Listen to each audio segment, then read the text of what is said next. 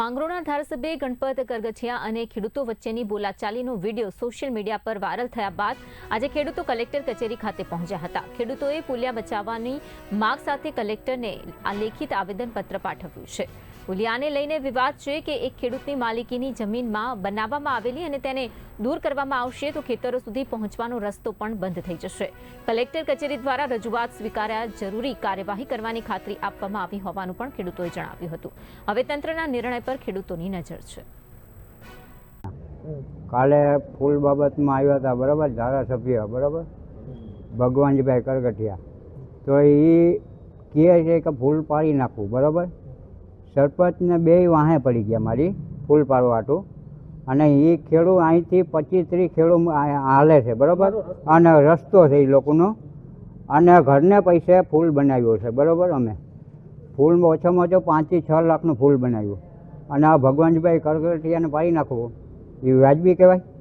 એને બદલાવી દેવાનો અહીંયા રહ્યો, અને આ ખેડૂતને નુકસાન નથી થતું કોઈને બીજાને, બરાબર। બધા જેટલા ખેડૂત છે બધા મારી સાથમાં છે, એ કહે છે કોઈને નુકસાન થયું અમે ભોગવું તૈયાર છીએ।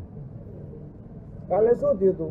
કાલે ત્યાં આવી અને કાલે મથાકૂટ કરી થઈ હતી, બરાબર, કે પાડી જ નાખો અમારે, અને ગાળો બોલ્યો હતો ભગવાનજીભાઈના ગેરશબ્દો બોલવાસી છું, અને આ જે મુદ્દો છે કે જે કુલ ખેડૂતોએ પોતાની માલિકીમાં બનાવવાનો છે અને બનાવ્યો છે પોતાના ખર્ચે, અને એની અંદર ગામના સરપંચ દ્વારા આજે 4 વર્ષથી રાજકીય કિનાખોરી રાખીને પર્સનલી રીતથી એ પડાવી નાખવાનો જેન કેન પ્રકારનો પ્રયાસ કર્યો છે એણે। અને આની અંદર તમામને, પછી હું એ કહીશ કે રાજકીય આગેવાનો હોય, તંત્ર હોય, કર્મચારીઓ હોય, અધિકારીઓ હોય, તમામને ગેરમાર્ગે દોર્યા છે, ભ્રમિત કર્યા છે અને છેતરપિંડી કરી છે। હું એટલે કહું છું કે ન તો એ જે કહે છે એ લાંગડી નદી છે, ન ત્યાં હજારો વીઘા જમીન છે। સાહેબ, આખા ગામની જમીન 750 થી 800 વીઘા છે, એમાં 5 સીમો છે અમારી છે, કાદો છે, ખોપો છે, ઉમરાવાડી છે, પીપરવાડી છે અને ઉગમણી સીમ છે। આ ઉગમણી સીમ અમારા માપ દાદાની માલિકીની જમીનમાં અમારા ખર્ચે અમે 35 જણાઓએ ચાલવાનો રસ્તો છે એમાં પુલ બનાવ્યો છે। ગ્રાન્ટો દઈ બનાવી દેવો તો ત્યાં રહ્યો, છેલ્લા 40 વર્ષથી ગ્રાન્ટ રોકી અને પુલ નથી બનાવ્યો, ત્યારે અમારે ના છૂટકે રોજી રોટી રળવા માટે પુલ જાતે કરીને બનાવ્યો છે।